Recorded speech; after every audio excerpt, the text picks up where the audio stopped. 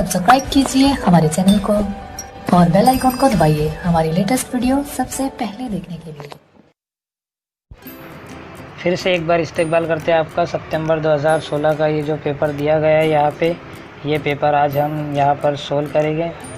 यहाँ पे देख सकते हैं हिदायत नीचे दिए गए शायरी हिस्से को पढ़िए और दिए गए मुतबादिल में से किसी एक मुनासिब तरीन मुतबादिल का इंतखाब कीजिए। जैसे पहले की तरह यहाँ पर हमें वापस शायरी इक़्तिबास को देखना है और इसमें से किसी एक मुनासिब तरीन मुतबादिल का इंतखाब करना है। यहाँ पर हम पहले पढ़ेंगे, उसके बाद यहाँ पर शायरी इक़्तिबास को हम देखेंगे। लेकिन इस वीडियो को शुरू करने से पहले मैं आपको बता देना चाहता हूँ कि ये जो न्यूज़ है यहाँ पे आपको दिखाई दे रहा है स्क्रीन पे, ये आप देख सकते हैं कि ये जो 15 जून से शुरू होने वाला है यहाँ के फॉर्म जो आप भर सकते हैं। हाँ जी बिल्कुल। इसी के साथ देखिए, मुसलसल बेकली दिल को रही है मगर जीने की सूरत तो रही है, मैं क्यों फिरता हूँ तना मारा मारा ये बस्ती चैन से क्यों सो रही है, चले दिल से उम्मीदों के मुसाफिर ये नगरी आज खाली हो रही है, ना तुम समझो इसे शोरे बहारा खिज़ा पत्तों में छुप कर रो रही है, हमारे घर की दीवारों पर नासिर उदासी बाल खोले सो रही है। शायर ने मुसलसल बेकली की कैफियत में किसको बताया है, तो यहाँ पे देख सकते हैं पहले से ही जवाबात हमने निशानदही करके रखे। तो शायर ने मुसलसल बेकली की कैफियत में किसको बताया है, तो दिल को बताया है। उसी के साथ देखते हैं शायर को बेकली के बावजूद क्या इत्मीनान है, तो ज़िंदा रहने का। रात के वक्त शायर क्यों मारा मारा फिर रहा है, तो बेचैनी की वजह से। शायर ने मुसाफिर किसको कहा है, उम्मीदों को। जैसे यहाँ पे हम इक़्तिबास में देख सकते हैं, चले दिल से उम्मीदों के मुसाफिर। शायर के ख़याल में शोरे बहारा है खिज़ा का पत्तों में छुपकर रोना, ये खिज़ा बहारा है। गज़ल के मक्ता में शेर ने उदासी को किससे तस्बीह दी है, खुले हुए बालों से।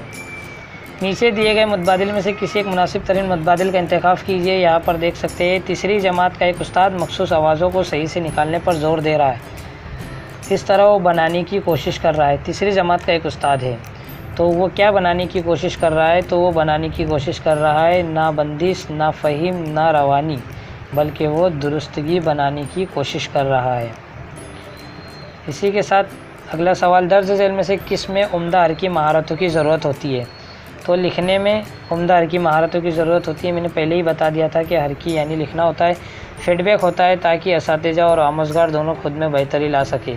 फीडबैक का मतलब होता है दोनों बेहतरी ला सके। नौ आमोज़गार यानी नया सीखने वाले को पढ़ना सिखाने के लिए सबसे मौजू क्या होगा, तो फ्लैश कार्ड। यहाँ पे देख सकते हैं जवाबात फ्लैश कार्ड होगा। बच्चे के पढ़ने और सीखने की सलाहियत में पेशरफ्त का सबसे पहला मरहला है फ़ौरी ख्वानदगी। एक होता है नौ ख्वानदगी, माक़बल ख्वानदगी और एक फ़ौरी ख्वानदगी यानी बाद में ख्वानदगी की जाने वाली, बाद में सिखाया जाने वाला। उस्ताद पूरी क्लास को दो के ग्रुप में बांट देता है, आपस में कापियों को बदलने और हिदायत के मुताबिक गलतियों को दुरुस्त करने के लिए कहता है। इस तरह वो क्या करता है, तो हमजोलियों के ज़रिए जांच करता है ताकि दोस्त आपस में कॉपियों को बदल कर अपने अपने दोस्त की खामियों को तलाश करके उसकी जांच करें। एक उस्ताद को जांच के दौरान दर्ज झेल में से किस बात को जहन में रखना चाहिए, सबसे अहम बात क्या है जिसको जहन में रखना चाहिए, तो वो है एक बच्चे की पेशरफ्त का उसकी आमोज़ी की साबिक़ सतह से तकाबुल, यानी जो सीखा हुआ है वो पहले के मुकाबले में कितना काबिल दीद या कितना काबिल हुआ है, उसका ध्यान रखना चाहिए। पढ़ने के दौरान सबसे अहम होता है, क्या होता है पढ़ने के दौरान सबसे अहम, तो मतन को मानी समझना, यानी क्या है वो मतन, उसके मानी समझना।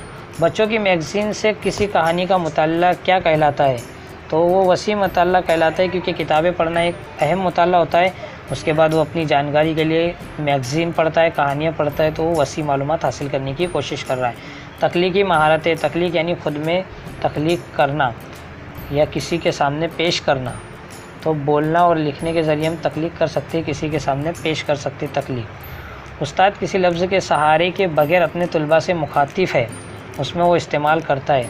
गैर लफ्ज़ी तरसील, जिसमें किसी भी लफ्ज़ का इस्तेमाल नहीं हुआ है, वो गैर लफ्ज़ी तरसील में शुमार होता है। शेर पर एक कहानी पढ़ने के बाद उस्ताद बच्चों से कहता है कि फ़र्ज़ कर लीजिए कि आप जंगल में शेर है। इस तरह वो बच्चों में किस सलाहियत को फ़रोग़ देने की कोशिश कर रहा है, तो तख्लियत और तख्लील की, अपने आप पर ज़ाहिर करके सीखना तख्लील कहलाता है। यानी अपने आप को उस कहानी के मौजू में ढालना, ये तख्लीक कहलाता है। ज़बान की आमोजिश और हुसूल में क्या फ़र्क है? आमोजिश और हुसूल में तो यहाँ पे देख सकते हैं, आमोजिश दानिस्ता है और हुसूल फ़ितरी है। जो आमोजिश है वो दानिस्ता यानी जहन पर मबनी होता है, जबकि हुसूल फ़ितरी तौर पर होता है कि इंसान कितनी काबिल-ए-दीद सीख रहा है। स्कूल में पहली ज़बान के तौर पर किसको पढ़ाया जाना चाहिए? तो मादरी या इलाकाई ज़बान को पढ़ाना चाहिए, ये NCF इसके मुताल्लिक़ होता है। इब्तदाई सतह पर शायरी का मकसद होता है, तो इब्तदाई सतह पर शायरी का मकसद होता है आशार की मौसियत, आहंग व काफ़ी से लुत्फ़ अंदोज़ होना। अब यहाँ पे जो पैराग्राफ दिया गया है, पैराग्राफ शुरू करने से पहले मैं आपको कुछ एक हिदायत दे दूँगा, जिसमें हम देख सकते हैं कि सामान्य पढ़वा यानी जो आर्ट्स या कॉमर्स होते हैं उनका रिज़ल्ट 8 बजे कल ज़ाहिर कर दिया जाएगा। यहाँ पे आप नोटिफिकेशन जो आपको दिखाई दे रही है स्क्रीन पर वो देख सकते हैं आप। और जो बहाली का बोला हूँ मैंने, वो बहाली आप फॉर्म भर सकते हैं कल 15 जून से 14 जुलाई तक के आवेदन कर सकते हैं। इसमें आपको जो 90,000 से लगभग जो पेपर में आपको दिखाई दे रहा है उसके मुतालिक होना चाहिए, और CTET या TET की पास होना चाहिए, है ना। तो उसके बाद देखते हैं, हिदायत नीचे दिए हुए इबारत को पढ़ी और दिए गए मुतबादिल में से किसी एक मुनासिब का मुतबादिल करना है। यहाँ पर जो ये फिर जो यहाँ पर दिया गया इक़्तिबास, उसको हम सीधे जवाब पर चले जाते हैं।